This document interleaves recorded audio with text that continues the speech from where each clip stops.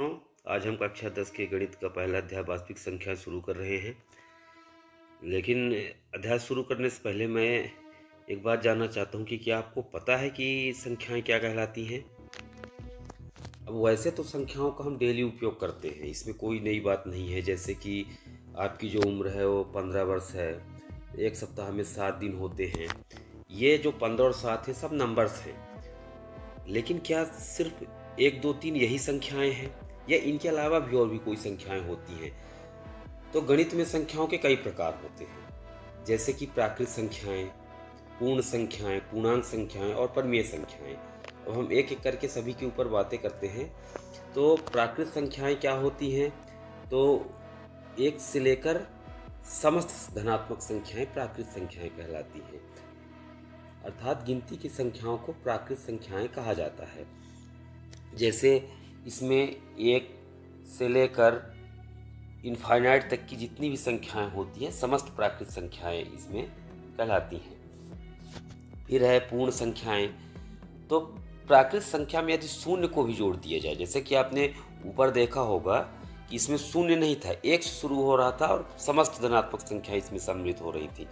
किंतु जो पूर्ण संख्याएं हैं इसमें शून्य भी इसमें शामिल हो जाता है। तो शून्य से लेकर जितनी भी धनात्मक संख्याएं हैं वो सब पूर्ण संख्याएं कहलाती है, यानी कि 0 टू इनफाइनाइट। अब इनफाइनाइट क्या है? इनफाइनाइट कोई संख्या नहीं है, ये सिर्फ ये बताता है कि जितनी भी धनात्मक संख्याएं हैं वो सब उसमें आ जाएंगी। फिर आता है पूर्णांक संख्याएं।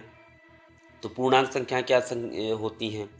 तो ऐसी संख्याएं जिनमें शून्य, समस्त धनात्मक संख्याएं एवं समस्त ऋणात्मक संख्याएं सम्मिलित हों, वो संख्याएं पूर्णांक संख्याएं कहलाती हैं। यानी कि आपने जितने भी ये संख्याएं नॉर्मली जितने भी संख्याएं आपने सुना होगा वो सब पूर्णांक संख्याएं कहलाती हैं। इसमें शून्य, धनात्मक और ऋणात्मक सभी संख्याएं आ जाती हैं। ठीक है, अब इसके बाद हम आगे बात करते हैं कि परिमेय संख्याएं क्या होती हैं।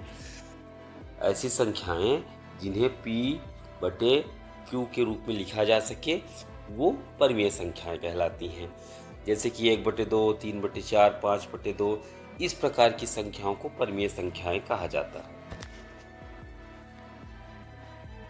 एक और संख्या है जिसे अपरिमेय संख्या कहा जाता है।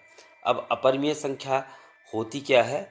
तो अपरिमेय संख्या से हमारा तात्पर्य उन संख्याओं से है जिन्हें P/Q के बराबर ना लिखा जा सके, यानी वे संख्याएं जो P/Q के रूप में नहीं होती हैं अपरिमेय संख्याएं कहलाती हैं। अब जैसे कि कर्णी 2 हो गया, कर्णी 3 हो गया और पाई भी एक अपरिमेय संख्या है। तो ये समस्त जो संख्याएं हैं ये अपरिमेय संख्याएं कहलाती हैं। यानी सीधे सीधे अगर हम बात करें तो जिनमें रूट लगा हो वो संख्याएं अपरिमेय संख्याएं कहलाती हैं। जैसे कि कर्णी 7 हो गया, फिर कर्णी 8 हो गया। तो ये ऐसी समस्त संख्याएं अपरिमेय संख्याएं कहलाएंगी। आपको ध्यान रखना है कि रूट के अंदर वर्ग संख्या ना हो, क्योंकि यदि वर्ग संख्या होगी तो वह परिमेय संख्या हो जाएगी, अपरिमेय संख्या नहीं कहलाएगी। तो उम्मीद है कि आप समझ गए होंगे कि प्राकृत संख्याएं क्या होती है, पूर्ण संख्या क्या होती है, पूर्णांक संख्या क्या होती है, परिमेय संख्याएं क्या होती हैं और अपरिमेय संख्याएं क्या होती हैं। तो इन सभी का जो कॉम्बिनेशन है वो कहलाता है वास्तविक संख्या। अर्थात समस्त संख्याओं को मिलाने से जो संख्याएं बनती हैं उन्हें वास्तविक संख्या कहा जाता है। ये आपको ध्यान रखना है। तो एक बार हम जल्दी से फटाफट इसका रिवीजन कर लेते हैं। तो हमने क्या क्या देखा, क्या क्या सीखा? हमने सीखा कि संख्या क्या होती है। तो जो भी संख्याएं, जो भी नंबर्स हम अपने डेली लाइफ में यूज करते हैं 1, 2, 3 एंड सो ऑन, तो ये समस्त संख्याएं नंबर्स कहलाती हैं, यानी कि संख्याएं कहलाती हैं। अब संख्याएं कई प्रकार की होती हैं। अब संख्याओं के कई प्रकार हैं। एक प्राकृत संख्या है। प्राकृत संख्या क्या है? तो 1 से लेकर जितनी समस्त धनात्मक संख्याएं मिल रही हैं ये सब कहलाएंगी प्राकृत संख्याएं। फिर पूर्ण संख्याएं क्या है? तो 0 से लेकर समस्त धनात्मक संख्याएं जो हैं ये पूर्ण संख्याएं कहलाएंगी। और पूर्णांक संख्या क्या है?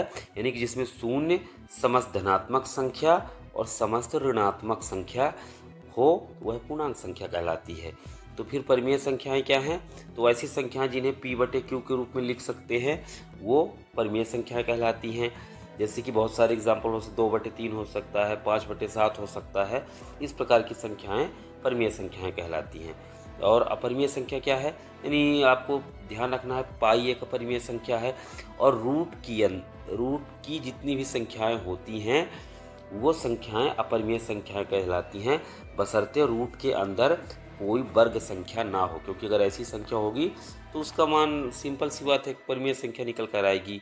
और इन समस्त संख्याओं का जो कॉम्बिनेशन है, यानी कि जो मिश्रण है, वास्तविक संख्या कहलाती है। मतलब वास्तविक संख्या वे समस्त संख्याएं हैं जिन्हें हम अभी तक पढ़ते हुए आए हैं, वो सब संख्याएं वास्तविक संख्याएं कहलाती हैं।